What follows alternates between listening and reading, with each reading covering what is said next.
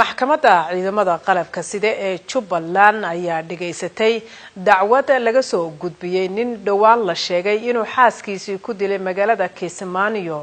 warkaasi waxa magaalada Kismaayo inooga soo dirtay wariyaheena Sahra Siman. xeer ilaaliyaha maxkamadda darajada koobaad ee ciidamada qalabka sida ee Jubbaland Mawlid Axmed Yaasiin ayaa maanta dacwad ka soo gudbiyay eedeysane Cabdullaahi Asad Ismaaciil oo ka tirsan ciidamada Jubbaland oo lagu soo eedeeyay inuu 14 bishan uu xaaskiisa dil ugu geystay magaalada Kismaayo xarunta gobolka Jubbada Hoose. intaas kadib ayaa gudoomiyaha maxkamadda darajada koobaad ee ciidamada qalabka sida ee Jubbaland Bashiir Maxamuud Xareed waxa uu xeer ilaaliyaha ka codsaday in maxkamadda la keeno cadeymo ku filan taasi oo muujinaysa in cadeymihii maanta la keenay aysan ku filayn dacwadda laga soo gudbiyay eedeysane Cabdullaahi Asad Ismaaciil. waxaana uu gudoomiyuhu go'aamiyay in 15 bisha foodan ugu soo haysa dib la isugu soo laaban doono.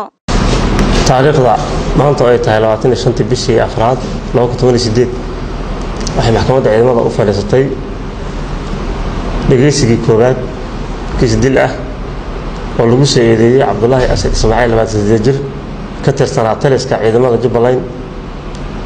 waxaana maxkamadda la hor keenay Cabdullaahi Asad Ismaaciil 28 jir koo eedeysan dil 434 oo u geystay marxuumad Muxubbo Maxamed Guure oo ahayd xaaskiisii. taariikhdu markay ahayd 14 bisha afraad 2018 goobtu waxay ahayd gurigii ay ka deganaayeen xaafadda Calanley. saacaddu waxay ahayd 2 saac iyo rubi habeenimo. maxkamaddu markay dhigaysatay eedda ilaaliyaha maxkamaddu markay aragtay qaranka difaacaya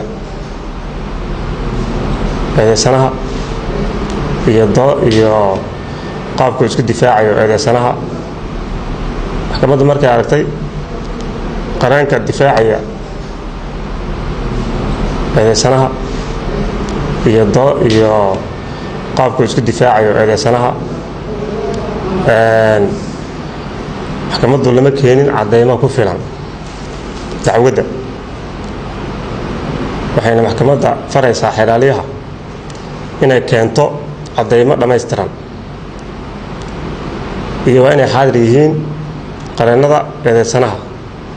muddada maxkamadda ay fariisan doonto waa 15 bisha shanaad 2018.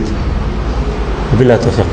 allaha u naxariistay marxuumad Muxubbo Maxamed Guure ayaa 14 bishan u geeriyootay dil la sheegay inuu u geystay ninkeeda. Sahra Siman, RTN, Kismaayo.